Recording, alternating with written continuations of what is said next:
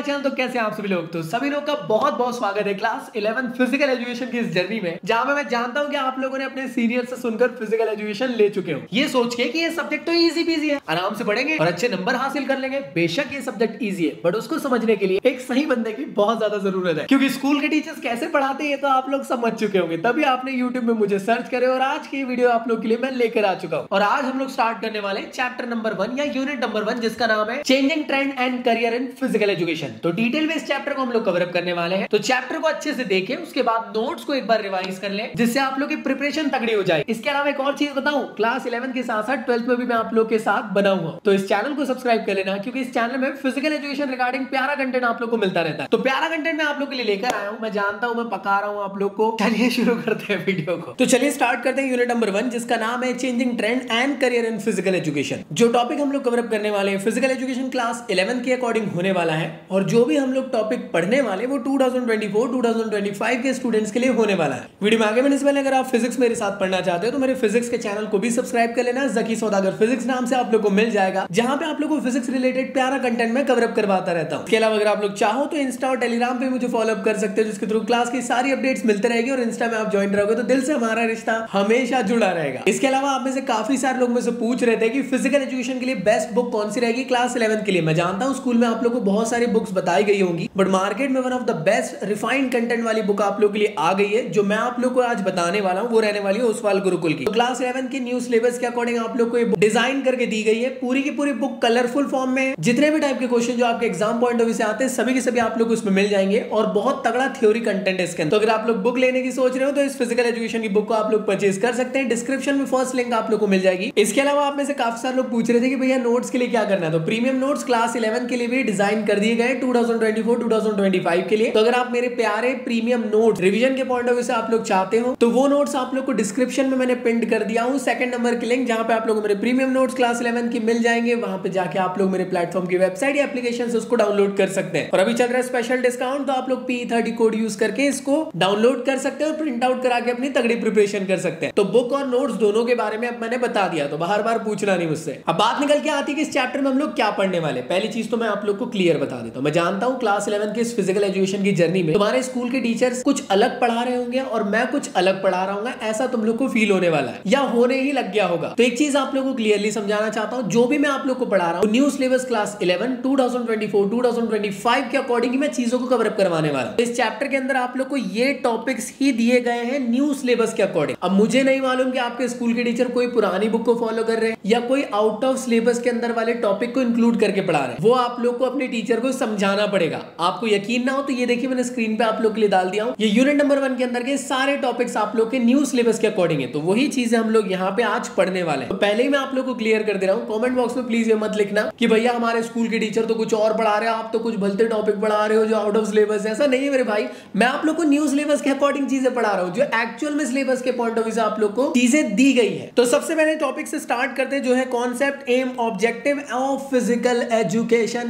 तो जैसे कि आप लोगों ने समझे, सबसे पहला टॉपिक का नाम ही फिजिकल एजुकेशन है। तो आखिर ये फिजिकल एजुकेशन वर्ड क्या पहली बार आप लोग पढ़ रहे हो? क्या जिंदगी में ये पहली बार आया है, या फिर आप जैसे जेनजी बच्चों के लिए पहली बार आया है? ऐसा बिल्कुल नहीं है। एंशिएंट टाइम में भी फिजिकल एजुकेशन आप लोग को देखने को मिलता था। मतलब ये कि फिजिकल एजुकेशन उस टाइम पढ़ना पड़ता था, ऐसा नहीं है। फिजिकल एजुकेशन एंशिएंट टाइम में फिजिकल फिटनेस के नाम से जाना जाता था। उस टाइम पे कुछ फिजिकल एक्टिविटीज करवाई जाती थी इंडिविजुअल एथलीट्स को, वॉरियर को, जिससे कि वो अपने आप को फिजिकली फिट रख सके, मेंटली स्ट्रांग बना सके। तो वही चीज आज के टाइम पे फिजिकल एजुकेशन के नाम से जानी जाती है। तो याद रखना, फिजिकल एजुकेशन की फाउंडेशन ग्रीस के कुछ फिलोसोफर्स ने रखे हैं, क्योंकि उस टाइम पे फिजिकल एक्टिविटीज, फिजिकल फिटनेस के बारे में बहुत ज्यादा ख्याल रखा जाता था, और वही चीज आगे जाके इवॉल्व होकर फिजिकल एजुकेशन बनी है। अब आखिर ये फिजिकल एजुकेशन बेसिकली होती क्या? तो याद रखना, फिजिकल एजुकेशन ना इंटीग्रल पार्ट है हमारे एजुकेशन सिस्टम का, क्योंकि ये बेसिकली आपको समझाती है कि कैसे आप अपने आप को मेंटली स्ट्रांग रख सकते हो, कैसे आप फिजिकली आप लोग अपनी बॉडी को स्ट्रांग रख सकते हो, कैसे मेंटली और सोशली आप लोग अपने आप को स्टेबल रख सकते हो, हो और लोगों के साथ कैसे सोशल हो सकते हो। इन सब के अलावा जिंदगी के जितने भी टाइप के चैलेंजेस आते हैं उन सबको कैसे फेस करना, वो सभी चीजें आपको फिजिकल एजुकेशन बताती है। तो basically physical education develop a child physically, mentally, socially and emotionally and prepare them to face various challenges of life. तो मेरे ख्याल से समझ में आया। अब आप कहोगे कि भैया क्या यही डेफिनेशन लिखना जरूरी है?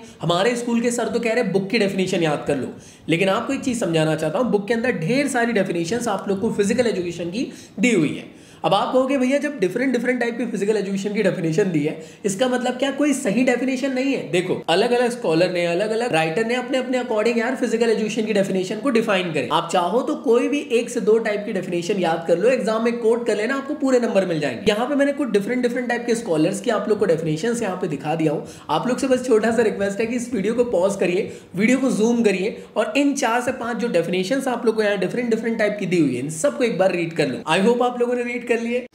चलिए आगे बढ़ते हैं। अगला टॉपिक है current trend in physical education. तो बेसिकली इस टॉपिक में हम लोग ये जानेंगे कि फिजिकल एजुकेशन की इंपॉर्टेंस क्या आज के ही टाइम पे है? ऐसा बिल्कुल नहीं है। पहले के टाइम पे भी फिजिकल एजुकेशन की इंपॉर्टेंस हमेशा से रही है। एक वॉरियर को वॉरियर बनाने में फिजिकल एजुकेशन का ही हाथ है और एक एथलीट को उसके मुकाम तक पहुंचाने के लिए भी फिजिकल एजुकेशन का हाथ है। तो याद रखो, फिजिकल एजुकेशन आज के टाइम पे भी एक कॉमन पर्सन के लिए बहुत ज्यादा इंपॉर्टेंट होती है। तो फिजिकल एजुकेशन के बारे में थोड़ी देर पहले हम लोगों ने ये समझे थे कि ग्रीस के फिलोसोफर ने उस टाइम ये बताया है कि उस टाइम पे भी फिजिकल एक्टिविटीज परफॉर्म की जाती थी या फिजिकल एक्टिविटीज परफॉर्म की जाती थी। तो मतलब उस टाइम से लेकर आज तक के फिजिकल एजुकेशन इवॉल्व होते हुए आया है। पहले के टाइम पे इसको जिम्नास्टिक के पॉइंट ऑफ व्यू से देखा जाता था, आगे जाके फिजिकल कल्चर के नाम से जाना गया, बाद में इसे फिजिकल ट्रेनिंग के नाम से भी जाना गया और आज के टाइम में हम लोग इसको फिजिकल एजुकेशन के नाम से जानते हैं आफ्टर 1920। बट धीरे धीरे करके फिजिकल एजुकेशन आप लोग को स्पोर्ट्स के साथ भी लिंक होते हुए देखने को मिला। ऑब्वियसली बात है यार, स्पोर्ट्स और फिजिकल एजुकेशन दोनों एक ही आप लोग को संदेशा दे रहे हैं, जिसका मेन पर्पस ये है कि आप अपने आप को फिजिकली फिट रख सको,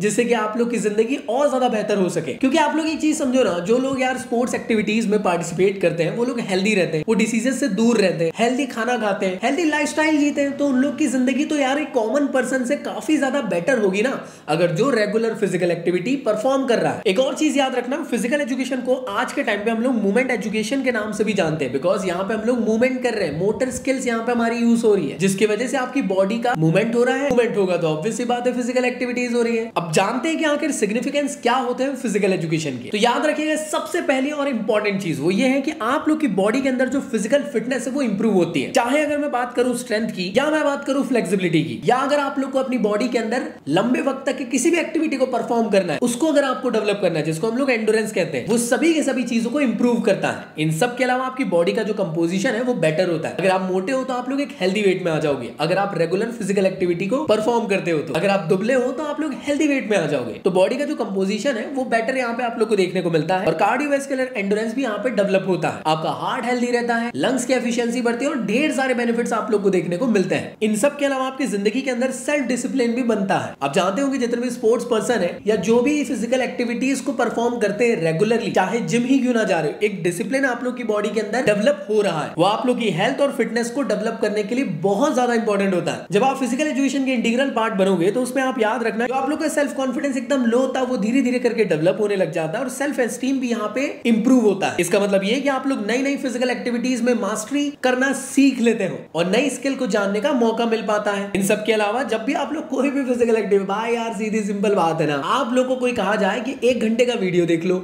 जो कि आप लोग को लेक्चर के तौर पे फिजिक्स का वीडियो है, भाई सर की नस फट जाएगी। लेकिन वही अगर आपसे कहे कि 1 घंटे जाके बढ़िया खेल कूद लो, तो ऑब्वियसली बात है ना, जब भी खेल कूदने की बात आती है तो हम लोग का स्ट्रेस यार एकदम से दूर हो जाता है। अरे वो बंदा भूल जाता है कि उसका ब्रेकअप हुआ है। चल बस, लायक है क्या? फिजिकल एजुकेशन और स्पोर्ट्स बहुत ज्यादा इंपॉर्टेंट है यार स्ट्रेस के रिडक्शन के लिए। इसके बाद नेक्स्ट टॉपिक आता है आप लोग का एम ऑफ फिजिकल एजुकेशन। अब रही बात फिजिकल एजुकेशन की एम की, तो याद रखना डिफरेंट स्कॉलर अलग अलग वे में फिजिकल एजुकेशन के एम को एक्सप्लेन करते हैं। हम लोग भी यहाँ पे जितने भी स्कॉलर्स हैं उन सब की डेफिनेशंस और एम्स को समझ के एक स्टैंडर्ड एम समझते हैं कि आखिर फिजिकल एजुकेशन का एम क्या है। तो बेसिकली फिजिकल एजुकेशन का एम ये होता है कि दुनिया के अंदर जितने भी बच्चे हैं उन सबको हम लोग physically, mentally, socially, emotionally strong बना सके, जिससे कि वो अपनी जिंदगी को बेहतर से बेहतर बना सके, हेल्थियर लाइफस्टाइल जी सके और एक अच्छे सिटीजन बन सके। कभी भी ये मत समझना कि फिजिकल एजुकेशन सिर्फ स्पोर्ट्स स्पोर्ट्स की तरफ ही आप लोग को इंडल्ज कर रहे हैं। नहीं भाई, अगर आप अपनी नौकरी कर रहे हो, अगर आप अपनी छोकरी के साथ घूम रहे हो, तो जिंदगी में थोड़ा सा टाइम फिजिकल एक्टिविटी या स्पोर्ट्स के लिए निकालो, जिससे कि आप फिट रह सको। फिजिकल एजुकेशन इस चीज का एजुकेशन दे रहा है भाई, और कुछ नहीं है। ये मत सोचना यार फिजिकल एजुकेशन पढ़ेंगे तो स्पोर्ट्स के टीचर बनेंगे या स्पोर्ट्स में ही जाना पड़ेगा, ऐसा नहीं भाई। आप अपनी नॉर्मल लाइफ के साथ साथ फिजिकल एजुकेशन अगर आप लोगों ने अडॉप्ट कर लिए तो आप लोग बेहतर जिंदगी अपना सकते हो। जानता हूं आप उसके चक्कर में यार स्पोर्ट्स नहीं खेल पा रहे हो, तो उसको भी स्पोर्ट्स में लेकर आओ, दोनों साथ में बैडमिंटन खेलो। छोटी बच्चे हो क्या, समझ नहीं आता कि साथ रहो। इसके अलावा एक और डेफिनेशन आप चाहो तो कोट कर सकते हो। According to the national planning of physical education and recreation, the aim of physical education must be make every child physically, mentally, emotionally fit and also develop in him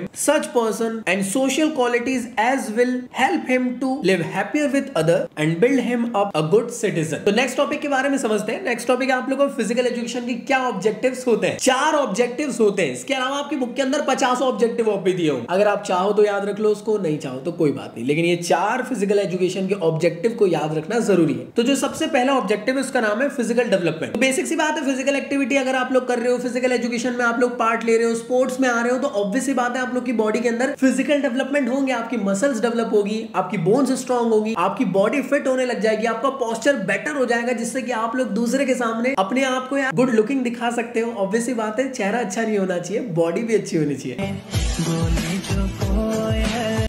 और इसके साथ साथ आप लोग की बॉडी का प्रॉपर ग्रोथ होगा। Obviously बात है, बच्चे हैं तो बच्चों की ग्रोथ एंड डेवलपमेंट दूसरे बच्चों के कंपैरिजन में बेटर होगी। अगर आप मोटे हो तो आप लोग फिजिकली फिट हो जाओगे। तो ये सभी चीजें आप लोग को देखने को मिलती है। नेक्स्ट जो आप लोग का ऑब्जेक्टिव होता है वो है सोशल डेवलपमेंट। कई बच्चे ऐसे रहते हैं जो यार इंट्रोवर्ट टाइप के रहते हैं, कभी किसी से बात करना पसंद नहीं करेंगे, अकेले अकेले रहेंगे या डरते हैं सोशली इंटरेक्शन से। बट अगर आप लोग फिजिकल एक्टिविटीज या फिजिकल एजुकेशन या स्पोर्ट्स में पार्टिसिपेट करते हो तो ऑब्वियसली बात है आप लोग लोगों से मिलोगे, गुलोगे और धीरे धीरे करके आप लोग सोशल होना चालू करोगे। इन सब के अलावा भी सोशल क्वालिटी सीखना चालू करोगे, जैसे भाईचारा, स्पोर्ट्समैनशिप, टॉलरेंस, फेयर प्ले खेलना। ये सभी चीजें आप लोग के अंदर धीरे धीरे करके डेवलप होने लग जाएगी। तो मैं ये कह सकता हूं कि जो आप सोसाइटी से हटके रहते थे, फिजिकल एजुकेशन को ज्वाइन करते हो तो ऑब्वियसली बात है आप लोग के अंदर सोशल डेवलपमेंट होगा। मान लो अगर आपकी बहन नहीं बोलती थी, लेकिन फिजिकल एजुकेशन के बाद बोलने लगी।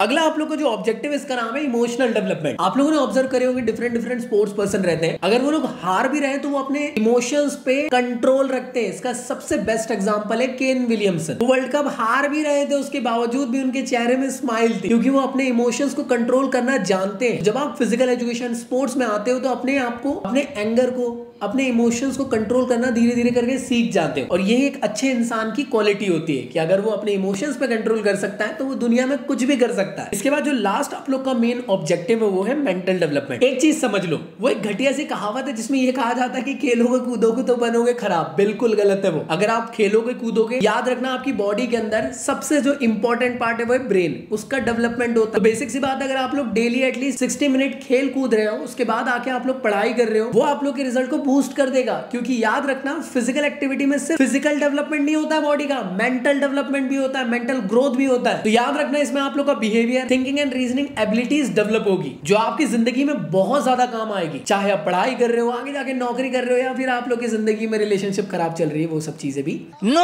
आप लोग की यहाँ पे सॉर्ट आउट हो सकती है अगर आप लोग फिजिकल एजुकेशन या स्पोर्ट्स से जुड़ते हो तो। Okay thank you. ये चीजें याद रखना। मेंटल डेवलपमेंट आप लोग का धीरे धीरे करके होने लग जाता है। आप लोग को अलर्टनेस ऑफ माइंड देखने को मिलता है, कॉन्फिडेंस बूस्ट होता है, कैलकुलेटिव मूवमेंट्स आप लोग के डेवलप होते हैं। बेसिक सी बात है ना, एक टीम का कैप्टन के अंदर मेंटल डेवलपमेंट होना जरूरी है ना, तभी तो वो अपनी टीम को जिता सकता है। यकीन नहीं हो रहा? दिलाऊं वर्ल्ड कप वापस से याद।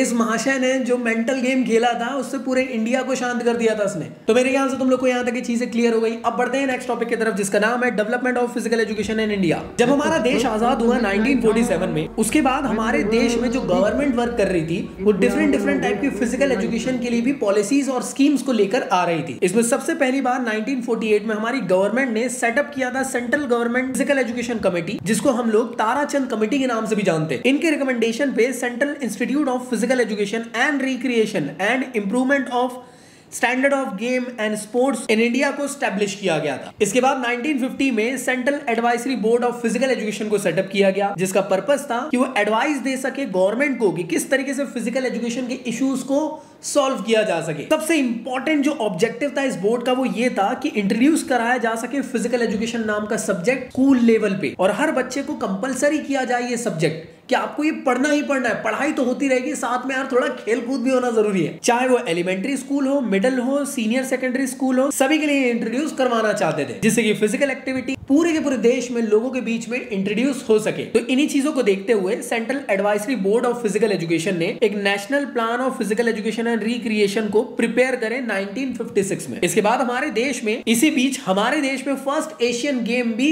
हो चुका था 1951 में दिल्ली में। इसका बेसिक मोटिव ये था कि हमारे इंडिया के जो यूथ है उनको स्पोर्ट्स की तरफ ज्यादा से ज्यादा इंडल्ज किया जाए कि आइए भाई आप लोग भी खेलिए, जिससे कि इंटरनेशनल लेवल पे हमारे देश का नाम रोशन कर सके। यही सभी चीजें चल रही थी। इस बीच में national institute of sport NIS के नाम से भी जानते हैं, इसको सेटअप किया गया था 1961 में, जिसका बेसिक पर्पस ये था कि यहाँ से क्वालिफाइड कोचेस निकल सके जो कि डिफरेंट डिफरेंट स्पोर्ट्स और गेम्स के हो, जिससे कि ये लोग जाके हमारे देश के बाकी बच्चों को सिखा सके कि कैसे उस स्पोर्ट्स में महारत हासिल कर सके। 1954 में all India council of sports वजूद में आई। 1957 के अराउंड पे minister of education and culture ने first college of physical education को स्टैब्लिश किया, जिसका नाम है Laxmibai college of physical education, जो कि ग्वालियर में आप लोग को देखने को मिलेगा। ग्वालियर का मध्य प्रदेश में। 1973 में याद रखना इस कॉलेज का नाम चेंज कर दिया गया था और इस कॉलेज को अब जाना जा रहा था Lakshmibai national college of physical education के नाम से। थोड़ा सा हिस्ट्री में वापस जाते हैं। 1958 में मिनिस्ट्री ऑफ एजुकेशन ने स्टैब्लिश किया था sports and youth welfare department, जिसका बेसिक पर्पस था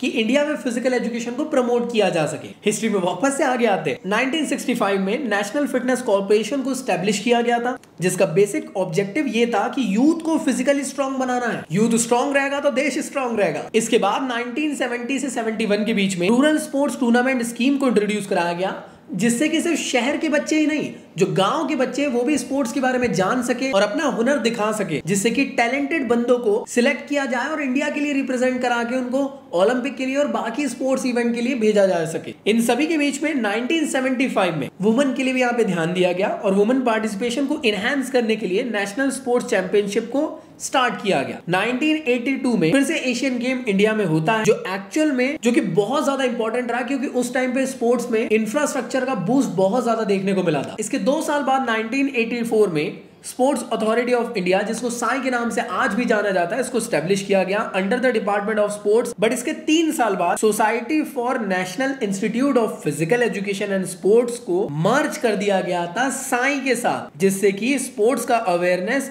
लोगों तक के ज्यादा से ज्यादा फैल सके। मतलब डिफरेंट कमेटी बनाने से अच्छा भाई इन सबको मर्ज करके एक बड़ी कमेटी बना देते। अब लोगों को बताओ स्पोर्ट्स के बारे में अच्छे से, जिसकी वजह से जो मेन एम है कि हमको इंडिया में स्पोर्ट्स को प्रमोट करना है, वो अच्छे से हो सकता था। इसके बाद 2010 में कॉमनवेल्थ गेम इंडिया में पहली बार इंट्रोड्यूस हुए न्यू दिल्ली में, और 2018 में CBSE ने फिजिकल एजुकेशन नाम की बुक जो है आप लोग के लिए कंपलसरी कर दी क्लास 9 to 12 के लिए। इसीलिए आपको शुक्र करना चाहिए कि आपके स्कूल में स्पोर्ट्स पीरियड भी होता है, जहाँ पे आपको छुट्टी मिलती है, आओ खेलो कूदो थोड़ी देर के लिए। तो यहाँ तक कि मेरे ख्याल से आप लोग को चीजें क्लियर हो चुकी होंगी। अब नेक्स्ट टॉपिक में बढ़ते हैं, चेंजिंग ट्रेंड। मतलब वक्त के हिसाब से स्पोर्ट्स में किस तरीके से चेंजेस आए, चाहे वो स्पोर्ट्स की फील्ड हो, इक्विपमेंट हो, वो सभी चीजों को इस टॉपिक में समझने वाले हैं। तो स्पोर्ट्स की इंडस्ट्री जो है आज के टाइम पे ये कंटिन्यूअसली इवॉल्व हो रही है। आप जानते हो पहले के टाइम पे जो क्रिकेट के स्टंप्स रहते थे वो चमकते नहीं थे। आज के टाइम में आप लोग को चमकते हुए स्टंप्स देखने को मिलते हैं जब भी बॉल उसको हिट करती है। मैं कह सकता हूँ कि इवोल्यूशन हुआ उस स्टंप पे भी। जी हाँ, तो हर स्पोर्ट्स की हर चीजों में आप लोग को कंटिन्यूअस इवोल्यूशन देखने को मिल रहा है। ये इवोल्यूशन बेसिकली इसलिए हो रहा है जिससे कि स्पोर्ट्स की क्वालिटी एनहांस हो सके, और बेसिक सी बात है स्पोर्ट्स पर्सन के बेटरमेंट के लिए ये सब चीजें हो रही है। पहले के टाइम पे हेलमेट यूज नहीं होते थे क्रिकेट में, आज के टाइम पे होते हैं। पहले के टाइम पे क्रिकेट के हेलमेट कुछ इस तरीके के रहते थे, आज के टाइम में इस तरीके के, जिससे कि यार इंजरी से बचाया जा सके लोगों को। याद रखना स्पोर्ट्स की फील्ड में भी धीरे धीरे करके चीजें चेंज होते हुए हमेशा से आई है, चाहे वो ड्रोन कैमरा हो, स्पाइडर कैमरा हो, जिससे कि आप लोग को हाई क्वालिटी विजुअल्स आप लोग स्क्रीन पे देख पाते हो टीवी में। तो आइए एक एक चीजों को समझते हैं। तो सबसे पहली चीज प्लेइंग फील्ड। पहले के टाइम में एक्चुअल में ग्रास उगाई जाती थी और पूरा फील्ड बनाया जाता था। आज के टाइम में ऐसा नहीं है भाई, नकली वाली ग्रास आके बिछा दिया जाता है। इन सब के अलावा आज के टाइम में आप देख रहे होंगे बड़े शहरों में टर्फ बनाए जा रहे हैं, ऐसे टाइप के स्पोर्ट्स फील्ड जो कि या तो टेरेस में डिजाइन किए जा रहे हैं, ग्राउंड में डिजाइन किए जा रहे हैं आर्टिफिशियली, जहां पे आप लोग आके खेल कूद सकते हो। क्योंकि ऑब्वियसली बात है यार, बड़े बड़े शहरों में ग्राउंड्स हर जगह मिलना पॉसिबल नहीं है। तो इन टर्फ में आके आप लोग पैसे से चंदा करके 1000 रुपए घंटे के हिसाब से खेल सकते हो यहाँ पे। इन सब के अलावा जो वियरेबल गियर्स है और इक्विपमेंट्स है वो धीरे धीरे करके एडवांस होने लग गए हैं। इन सब के लिए हम लोग को थैंकफुल रहना चाहिए। किस चीज के लिए? टेक्नोलॉजी के लिए, क्योंकि टेक्नोलॉजी नहीं आती तो ये चीजें कभी हो नहीं पाती ना। और इन सबसे भी ज्यादा हमको जिसके लिए थैंकफुल होना चाहिए वो कौन है? कोचेस, क्योंकि वो ज्यादा अच्छे तरीके से ऑब्जर्व करते हैं कि यार किस स्पोर्ट्स पर्सन के लिए कौन सी चीजें और ज्यादा बेटर हो सकती है। अगर कोचेस एडवाइस नहीं करते तो ये चीजें इवॉल्व नहीं हो पाती। तो ऐसे ही इन्फोमोशन स्पोर्ट्स ने एक ऐसी बास्केटबॉल क्रिएट करी है जो एक्चुअल में प्लेयर की बॉल हैंडलिंग स्किल को मेजर कर सकता है। अब एक चीज समझने की कोशिश करो, प्लेयर बहुत अच्छा है, उसके बाद भी उससे गलतियां कहां हो रही है, तो वो इस सब चीजों से मेजर हो सकता है। ये बॉल कुछ इस तरीके की दिखती है, यहाँ पे उसके सारे स्कोर्स आप लोग को निकल के आ जाते हैं। इसके अलावा तो बेबेलेट ने एक ऐसे टाइप का टेनिस रैकेट इंट्रोड्यूस किया है जो एक्चुअल में उनकी स्किल को बता देता है कि किस लेवल की है, कहां गलतियां हो रही है, किस एंगल से वो चीजें कर रहे हैं, जो उनके परफॉर्मेंस को एनहांस कराने के लिए बहुत ज्यादा इंपॉर्टेंट है। ऑब्वियसली बात है, कोच इन सभी चीजों को ऑब्जर्व करेंगे जिससे कि उनकी स्किल को और ज्यादा बेटर बनाया जा सके। तो मैं ये कह सकता हूं कि जो एडवांसमेंट हुआ है टेक्नोलॉजी, ये बहुत ज्यादा इंपॉर्टेंट रोल प्ले कर रहा है आज के टाइम में। जो हम देख रहे हैं कि इतने अच्छे अच्छे प्लेयर निकल के आ रहे हैं, क्यों? क्योंकि कोचेस उनको सही तरीके की कोचिंग प्रोवाइड कर पा रहे हैं इन सभी टेक्नोलॉजी का यूज करके। तो वही चीजें मैंने आप लोग को अभी समझाया कि टेक्निकल एडवांसमेंट स्पोर्ट्स में आज के टाइम में सबसे ज्यादा देखने को मिल रहा है, और आने वाले 5 से 10 साल में भी आप लोग को और ज्यादा एडवांसमेंट देखने को मिलने वाला है, क्योंकि ये ऑप्टिमाइज कर पाता है एथलीट की स्पोर्ट्स परफॉर्मेंस को। तो ऐसे डिफरेंट टाइप के सेंसर आ चुके हैं आज के टाइम में स्पोर्ट्स में आप लोग को देखने को मिल रहा है, चाहे वो बॉलिंग स्पीड को मेजर करना हो, चमकने वाले स्टंप्स हो, अल्ट्रा एज हो, या फिर एक स्पोर्ट्स पर्सन की ओवरऑल एबिलिटी को स्पोर्ट्स के दौरान मेजर करने के लिए हो, जिससे कि ये समझ में आ सकता है कि यार वो जो प्लेयर खेल रहा है वो हेल्दी है। इसके अलावा जो प्रोटेक्टिव गियर्स है ये भी बहुत ज्यादा इवॉल्व हुए। तो आज के टाइम में कुछ इस तरीके के इक्विपमेंट यूज होते हैं, पहले के टाइम में ऐसे नहीं होते थे। पहले के टाइम में इंजरीज बहुत ज्यादा होती थी क्योंकि स्पोर्ट्स गियर उतने बेटर नहीं थे ना यार। अब धीरे धीरे करके यहाँ पे इवोल्यूशन होने लग गया है। तो यहाँ तक मेरे ख्याल से चीजें आप लोग को क्लियर हो चुकी होंगी। तो चलिए देखते हैं next topic, career option and physical education. तो जैसे आप लोग फिजिकल एजुकेशन आज पढ़ रहे हो, अगर आप चाहो तो इसमें अपना करियर भी बना सकते हो। मेनली जो फिजिकल एजुकेशन के करियर ऑप्शन ये 2 टाइप के होते हैं। जो फर्स्ट होता है करियर ऑप्शन, इसमें आप लोग या तो टीचिंग या कोचिंग प्रोवाइड कर सकते हो स्कूल्स में या एक एथलीट को। इनको हम लोग कहते हैं traditional career option and physical education. But जो आज के टाइम में जो इवॉल्व हो रहे हैं सेकेंडरी टाइप के फिजिकल एजुकेशन के अंदर करियर ऑप्शंस, वो है health related, administrative related, sports performance related career options, media related career options, ये सभी। तो इन सभी चीजों को डिटेल में देखते हैं। तो सबसे पहला है teaching related career option physical education में। ऑब्वियसली बात है, अगर आप चाहो तो एक स्कूल में टीचर बन सकते हैं जहां पे आप लोग फिजिकल एजुकेशन पढ़ा सकते हो, चाहे एलिमेंट्री स्कूल हो, मिडिल हो, हाई स्कूल हो, सीनियर सेकेंडरी स्कूल हो या कॉलेज या यूनिवर्सिटी में। तो अगर आप चाहते हो इन सब चीजों को पढ़ाना तो उसके लिए आप लोग को डिफरेंट टाइप के कोर्सेज करना पड़ेगा। Basically national council of teacher education कुछ recognise courses physical education regarding आप लोग के लिए प्रोवाइड करता है, जिसके थ्रू आप लोग स्कूल्स में जाके या यूनिवर्सिटीज में जाके पढ़ा सकते हो। उसके लिए आप लोग को ये डिफरेंट टाइप के कोर्सेज करने पड़ेंगे। चाहे तो आप लोग फिजिकल एजुकेशन में डिप्लोमा कर सकते हो, इसके थ्रू क्लास 1 से लेकर क्लास 8 तक के आप लोग टीचर बन पाओगे, या अगर आप तो बैचलर ऑफ फिजिकल एजुकेशन कर सकते हो, जिसके थ्रू आप लोग 12 तक के आप लोग यहाँ पे बच्चों को पढ़ा सकते हो। इसके अलावा अगर आप चाहो तो मास्टर्स कर सकते हो फिजिकल एजुकेशन में, जहाँ पे आप लोग कॉलेज या यूनिवर्सिटीज में भी आप लोग जाके फिजिकल एजुकेशन को पढ़ा सकते हैं। सबके अलावा अगर आप चाहो तो मास्टर्स ऑफ फिलोसफी भी कर सकते हो फिजिकल एजुकेशन में, या पीएचडी करना चाहो तो फिजिकल एजुकेशन में पीएचडी भी की जा सकती है। तो आप लोग के ऊपर, अगर आप लोग चाहते हो करियर ऑप्शन बनाना तो इन सब चीजों को पढ़िएगा। इसमें भी कौन कौन से कोर्सेज होते हैं, तो पोस्ट ग्रेजुएटेड में ये डिप्लोमा कोर्सेज होते हैं, अगर आप चाहो तो पोस्ट करके पढ़ सकते हो। बैचलर लेवल में ये सभी टाइप के आप लोग के कोर्सेज होते हैं। इसके अलावा ये भी कुछ बैचलर कोर्सेज आप लोग को देखने को मिलता है। तो अगर आप चाहते हो टीचिंग करियर ऑप्शन बनाना तो वो सभी चीजों को आप लोग पढ़ सकते हो, जहां पे आप लोग कोचिंग भी दे सकते हो एथलीट को, है ना, टीचिंग कोचिंग दोनों के लिए वो कोर्सेज। अगला है हेल्थ रिलेटेड सेक्टर में फिजिकल एजुकेशन करियर ऑप्शन। जैसे आप जानते हो आज के टाइम पे लोग बहुत ज्यादा हेल्थ कॉन्शियस हो चुके हैं। हेल्थ कॉन्शियस ऐसे ही नहीं हो जाता, उसके लिए प्रॉपर डाइट चाहिए रहता है। डाइट प्लान के साथ किस तरीके से आप लोगों को कितनी कैलोरी कंज्यूम करना है, कितना खाना पीना है, तो उसके लिए एक प्रॉपर डाइट प्लान बनता है। तो उसके लिए आपको डाइटिशियन बनना पड़ेगा। तो ऐसे करके आप लोग हेल्थ रिलेटेड करियर ऑप्शन भी अडॉप्ट कर सकते हो, जो आज के टाइम में सच में भाई मोटी कमाई देता है। बंदा फॉलो करे या ना करे, आपने तो डाइट प्लान बना दिया ना, खत्म कहानी। और उसमें हजारों लाखों रुपए सच में यार लोग आज के टाइम में इन्वेस्ट करने के लिए रेडी है। अगला होता है एडमिनिस्ट्रेटिव रिलेटेड करियर ऑप्शन, जहां पे आप लोग कुछ स्पोर्ट्स क्लब्स खोल सकते हो, sports marketing and promotion facilities avail करा सकते हो। तो इसमें कुछ डिफरेंट टाइप के करियर अपॉर्चुनिटीज आप लोग को देखने को मिल सकती है डिपार्टमेंट ऑफ फिजिकल एजुकेशन में, स्पोर्ट्स डिपार्टमेंट में। अरे मतलब वो जो गवर्नमेंट ने डिफरेंट डिपार्टमेंट बनाई थी उसके अंदर आप लोग जा सकते हो, सरकारी जॉब कर सकते हो भाई। अगला होता है कम्युनिकेशन मीडिया रिलेटेड कुछ डिफरेंट करियर ऑप्शंस। ऑब्वियसली बात है, आप लोग चाहो तो स्पोर्ट्स जर्नलिज्म का कोर्स कर सकते हो, ये भी बहुत ज्यादा चलता है। स्पोर्ट्स रिलेटेड बुक लिख सकते हो, फोटोग्राफी भाई ऑब्वियसली बात है, स्पोर्ट्स को छोड़कर तो भाई कैमरामैन कहीं और ही ध्यान देता है। अबे लड़की हलवा दे, और राइडू जैसे लोगों को नहीं पहचान पाते। क्या चीज हो? अबे प्लेयर बुक पब्लिश कर सकते हो, स्पोर्ट्स ब्रॉडकास्टिंग करा सकते हो, जैसे जियो और हॉटस्टार कर रहा है आज के टाइम में भाई।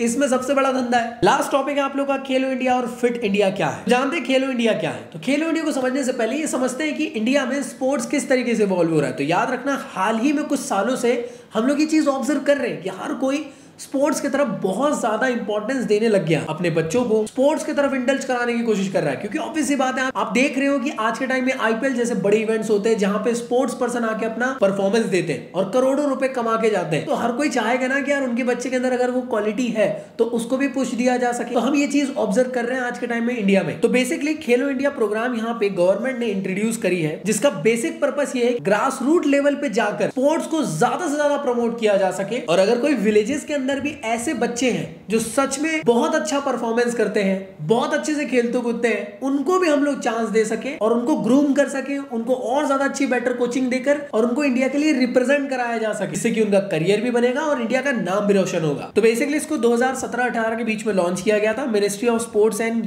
यूथ अफेयर ने। फर्स्ट खेलो इंडिया को न्यू दिल्ली में खेला गया था 31 जनवरी से लेकर 8 फैब 2028 में। आप लोग को याद रखना है कि इस साल आप लोग पढ़ रहे हो तो इस साल खेलो इंडिया कब होने वाला है वो आप लोग थोड़ा बहुत याद रख लें, आंसर राइटिंग के लिए अच्छा रहेगा। खेलो इंडिया का कुछ इस तरीके का लोगो होता है, अगर आप चाहो तो उसको भी याद रख लो, क्योंकि एग्जामिनेशन ये डायग्राम भी बना के आ जाओगे तो नंबर मिल जाएंगे। जान लेते हैं इसका ऑब्जेक्टिव क्या है। ऑब्वियस सी बात है, टैलेंट को ढूंढना सबसे इंपॉर्टेंट इसका मोटो है। चाहे वो गांव के बच्चे हो, शहर के बच्चे हो, हर किसी को मौका मिलना चाहिए स्पोर्ट्स में पार्टिसिपेशन का। और अगर सच में अच्छा खेलते हैं, चाहे वो गांव का ही क्यों ना, उसके पास पैसे नहीं है खेलने कूदने के लिए, तो गवर्नमेंट यहाँ पे स्कॉलरशिप तक के प्रोवाइड कर रही है गांव के बच्चों के लिए कि आओ तुम लोग पढ़ाई भी करो और खेलो कूदो। इसके अलावा इसका नेक्स्ट ऑब्जेक्टिव है कि जितने भी स्कूल गोइंग बच्चे हैं उनके अंदर फिजिकल फिटनेस डेवलप कराई जा सके, क्योंकि बच्चे पढ़ाई में ध्यान देते हैं और फिजिकल फिटनेस में ध्यान नहीं देते और फिर हो जाते हैं मोटे और बाद में परेशान होते रहते हैं कि अरे यार इतना मोटापा आ गया, अब कैसे निकाले। खेलो इंडिया का ये भी ऑब्जेक्टिव है कि वुमेन का पार्टिसिपेशन इंडिया में ज्यादा से ज्यादा बढ़ाया जा सके, चाहे वो गांव की लड़कियां या शहर की लड़कियां। इसके अलावा वो आपको भी समझाया promotion of rural and indigenous tribal games को भी हमको प्रमोट करना है, जैसे कबड्डी, मलखम जैसे स्पोर्ट्स जो आज के टाइम में धीरे धीरे करके लोग खेलना कूदना बंद कर चुके हैं,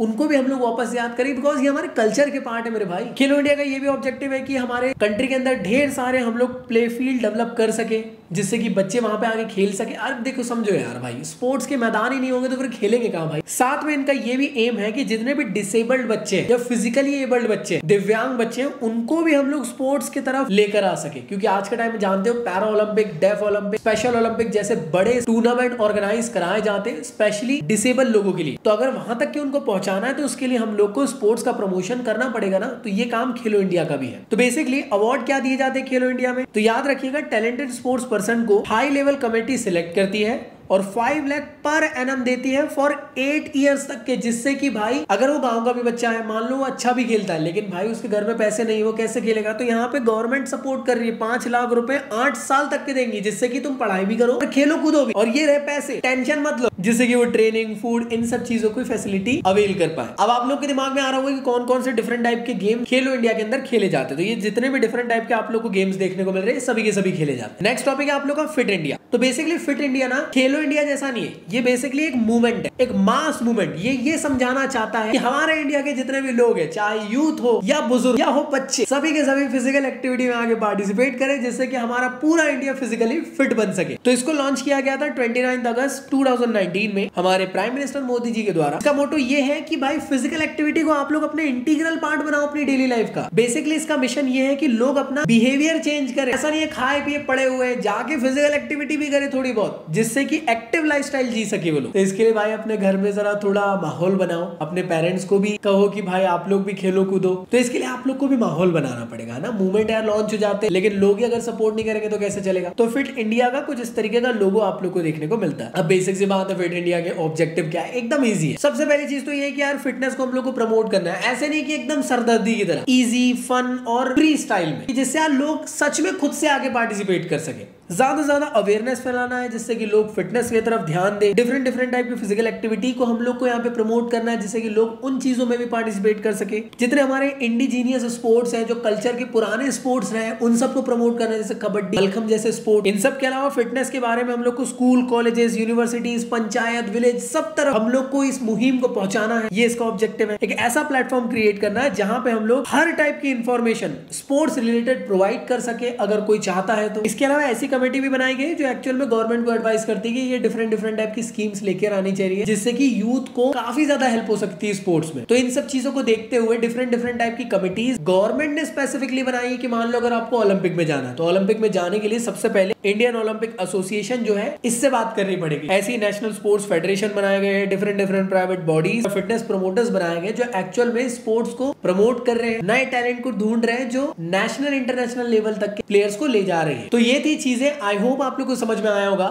आई नो चैप्टर आप लोग को काफी छोटा लगा हो, इस चीज के लिए आप लोग को बिल्कुल टेंशन नहीं लेना है। बस आप लोग को ये वीडियो खत्म होने के बाद जो मैंने आप लोग को मेरे प्रीमियम नोट्स प्रोवाइड किया हूं उसको एक बार रिवाइज कर लेना है, क्योंकि प्रीमियम नोट्स बहुत धांसू नोट्स है जिससे कि आप लोग की वन ऑफ द बेस्ट वाली तगड़ी प्रिपरेशन हो जाएगी, क्योंकि घर पे एक बार रिवाइज करना बहुत जरूरी होता है। इन सब के अलावा बिल्कुल ये टेंशन नहीं लेना कि हम लोगों ने जो भी पढ़े क्या ये आउट ऑफ सिलेबस था, ऐसा बिल्कुल नहीं। ऑफिशियल सिलेबस वापस से आपको स्क्रीन पे दिखा रहा हूं, यही टॉपिक हमको पढ़ना है बस, और इतना पढ़ना है और इसको आप लोग को इलैबोरेट करके आना है। फिजिकल एजुकेशन वैसे इजी सब्जेक्ट है, बस हर टॉपिक के बारे में थोड़ा बहुत हमको नॉलेज होना चाहिए। बस याद रखो, अच्छा लिख कर आओ, ज्यादा लिख कर आओ, पूरे नंबर आप लोग को आराम से मिलेंगे। तो वीडियो अगर आप लोगों ने अच्छे से देख लिया हो, नोट्स को रिवाइज कर लिया, तो उसके बाद मैंने कुछ आप लोग को मल्टीपल चॉइस क्वेश्चंस यहाँ पे दिया हूं, पॉज करके आप लोग इन क्वेश्चंस को जरूर अटेंड करिएगा।